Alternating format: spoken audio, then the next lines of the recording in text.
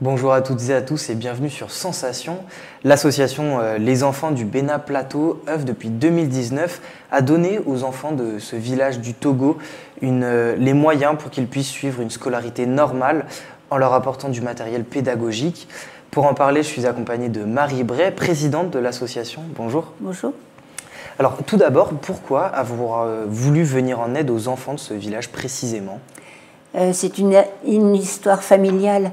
J'ai un de mes fils qui s'est marié avec une Togolaise. Il y a eu les festivités du mariage là-bas et j'avais tenu absolument à voir son école et son village. Et quand j'ai vu l'école, c'était plutôt une étable qu'une école. Bon, c'est tout, on a fait les festivités, puis on y rentrait, puis une fois rentré, je me suis dit, c'est pas possible, je peux pas rester comme ça avec des enfants qui vivent dans la misère, qui ont une classe ouverte à tout vent, il pleut dans leur classe, je peux pas rester. Et donc, de fil en aiguille, j'ai créé une association. Et très vite, au bout de 2 mois, on a commencé déjà à aller là-bas pour faire des travaux. Alors, vous visez donc à donner les moyens aux enfants du village de Bénin Plateau pour suivre une scolarité normale. Pouvez-vous nous en dire plus sur cette aide? Est-ce qu'elle consiste avant tout en un soutien pédagogique et du matériel scolaire? Oui, bien sûr. Alors, il y avait d'abord la réfection des locaux. Ensuite, très vite, on est passé au soutien pédagogique. Les maîtres sont formés basiquement, on va dire, et on a rencontré des associations françaises qui œuvraient justement pour apporter aux enseignants des nouvelles méthodes et des méthodes basées sur la vie là-bas. Et donc on a inscrit on leur a proposé aux instituteurs de se former par le biais de cette association. Donc ça, c'était une première approche. Vis-à-vis des enfants, on a apporté beaucoup de livres, on a créé une bibliothèque, on a apporté des jeux de calcul, de français, parce que tout l'enseignement est fait en français là-bas. Et puis, on a axé aussi notre présence sur le développement du sport. Il n'y avait pas du tout de sport à l'école, il n'y avait pas. Et la création d'un spectacle à la fin de notre séjour, un spectacle qui reprend des chansons françaises, des chansons basées sur un thème et qui est structuré en spectacle. Alors, qu'est-ce qui est essentiel pour ces enfants afin de suivre une scolarité comme celle qu'on peut connaître ici en France? Il manque de matériel. Ils n'ont pas de crayon, ils ont un cahier. Il manque de développement sanitaire. Il manque de livres. Il manque de tout. Et ensuite, une fois qu'on a apporté le matériel, il faut apprendre déjà à l'instituteur à s'en servir. Par exemple, on avait rapporté un jeu de quilles. Pour nous, ça semble vraiment évident. Eh bien, l'enseignant ne savait pas que faire avec les quilles. Donc, il a fallu apprendre d'abord à l'enseignant à se servir du jeu de quilles, qui après l'a répercuté sur les enfants. Votre aide ne s'arrête donc pas uniquement, entre guillemets, à apporter du matériel scolaire. Non. Vous formez également les enseignants? Et on est accompagné depuis 2 ans d'instituteurs et institutrices de la région qui viennent pendant leurs vacances scolaires pour justement former les maîtres.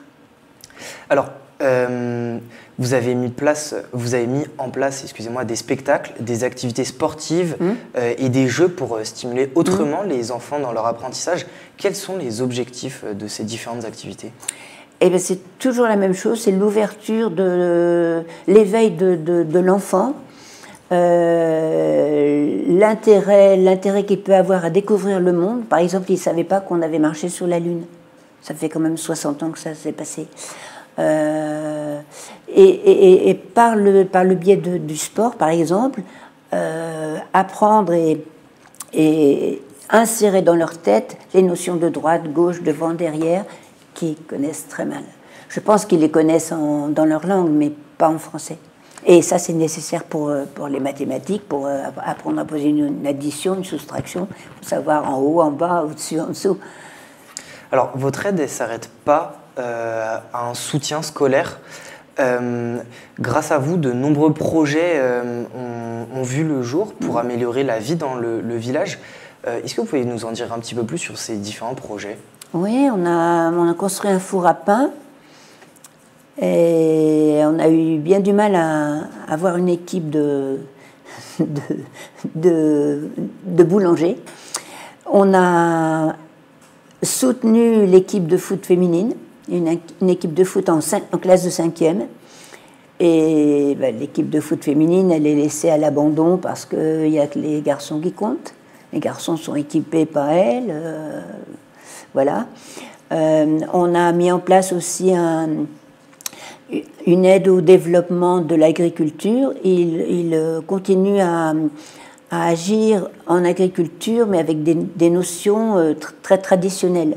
Et ils ont par exemple, les tomates, elles sont ridiculement petites, elles sont comme nos tomates cerises. Les aubergines, c'est pareil. Donc, ils travaillent énormément parce qu'ils travaillent quand même sous 35 degrés au soleil. Et ils ont des récoltes très petites qui leur servent uniquement à se nourrir. Alors, comme vous venez de le dire, vous aidez également à la vie au village. Pourquoi axer principalement votre aide autour de l'éducation et pas sur l'ensemble justement de ce village pour le développement, la rénovation des infrastructures au sein du village? Je pense qu'il y a deux raisons. La première, c'est que les enfants sont demandeurs de nouveautés. Et la deuxième raison, c'est qu'on va là-bas 2 fois par an, environ 1 mois, mais c'est insuffisant pour épauler les adultes qui sont toujours dans la tradition. Par exemple, le four à pain, on avait commencé avec 3 dames, on leur a appris à faire le pain, mais elles n'ont pas continué parce que la nouveauté les effraie. Et elles ont besoin d'être accompagnées, mais nous, on repart chez nous, et puis donc pendant 6 mois, il n'y a plus rien. Pour assurer un meilleur environnement pédagogique, vous avez entre autres restauré une classe de maternelle, aménagé 3 salles de classe et la construction du coup d'un four à pain au sein du village, comme vous venez de le dire. Sur la partie éducation pédagogique, pourquoi l'environnement est important pour un bon apprentissage? L'environnement est très important parce qu'ils n'ont aucune notion d'environnement. Ils boivent, il n'y a pas d'électricité au village, hein. Donc nous on a installé des réservoirs d'eau de pluie pour avoir de l'eau au moins pour se laver les mains. Et par exemple, comme il n'y a pas d'électricité, ils utilisent énormément de piles. Pour l'instant, ils n'ont pas encore les panneaux solaires, c'est trop cher pour eux. Et les piles, on les jette dans la nature, donc elles rouillent, et tous les produits chimiques qui sont dedans, avec les eaux de pluie torrentielles qu'il y a là-bas, s'en vont dans le ruisseau qu'on appelle un marigot, là où les femmes vont chercher de l'eau, et l'eau qu'on boit. Alors, vous vous rendez régulièrement dans le village. Quel est l'intérêt pour vous de vous y déplacer et de rencontrer les locaux? Qu'est-ce que vous faites pendant ces rencontres et ces moments d'échange? C'est même plus qu'un intérêt, c'est indispensable. Comme je disais, là, on y va 2 fois 1 mois, c'est pas assez.